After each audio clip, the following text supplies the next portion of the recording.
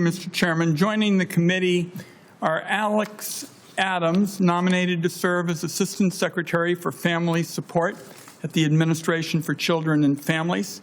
They're known as ACF. Jonathan McKernan, nominated to serve as Undersecretary of Domestic Finance at the Treasury Department. The Administration for Children and Families is responsible for America's well-being of children and families. So I'm going to just do a quick rundown on where things are 6 months into the Trump presidency on those issues of health and safety. More than 15 million Americans, 15 million, are about to lose their health care so that there'd be tax breaks for the ultra-wealthy. Robert Kennedy has fired scientists and experts to put anti-vaccine quacks in charge of vaccine safety.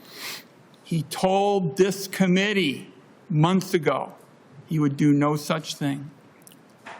The United States is currently suffering its worst measles outbreak in 30 years with 1,300 cases, 1,300, and still counting.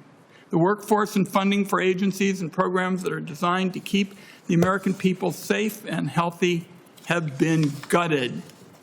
In short, Donald Trump, Mr. Kennedy, and congressional Republicans have worked overtime. They've used their time for policies that make America weaker, sicker, and poorer.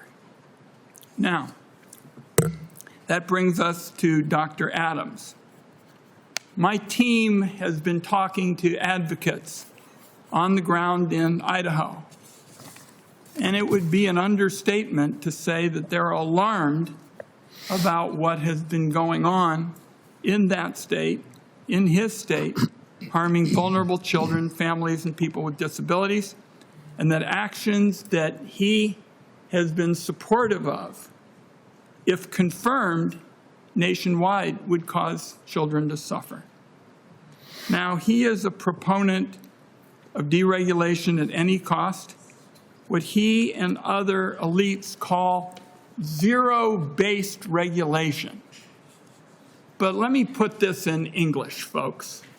I was director of the Gray Panthers and senior citizens for about 7 years and listened to all this government talk. When I hear zero-based regulation, it tells me there are no guardrails. That's what we always want in policy. We want people to have the freedom to make as many choices as they possibly can that are theirs and their families, but we got to have some guardrails. And we have been looking at some of what has happened in Idaho, and particularly lowering safety standards in licensure for kids with disabilities. So the person in charge of ACF is responsible for overseeing Head Start programs that are struggling right now to keep their doors open due to funding uncertainty. This person is responsible for making sure that there are basic health and safety rules for child care in America. This person is responsible for the protection of unaccompanied immigrant kids who now languish in detention, while Donald Trump co-opts the Child Welfare Agency for immigration enforcement. On top of this, ACF, for the first time, is going to be responsible for senior nutrition, something I care deeply about from those Gray Panther days, and protection and advocacy for seniors and Americans with disabilities, among other critical services for our communities. In the fallout of the HHS mass firings, more responsibility with fewer staff certainly has the potential for significant harm.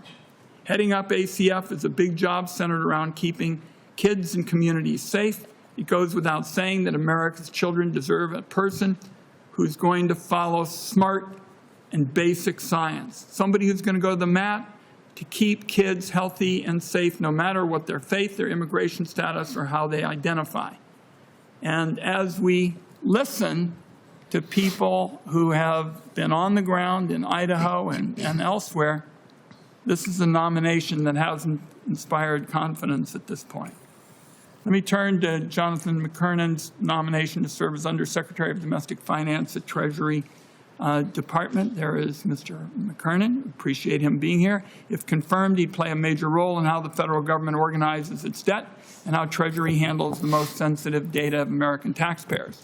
Over the last few months, who has access to that data and how it's been handled has been called into serious question as DOJ and its rogue employees wrestled to get their hands on this sensitive information.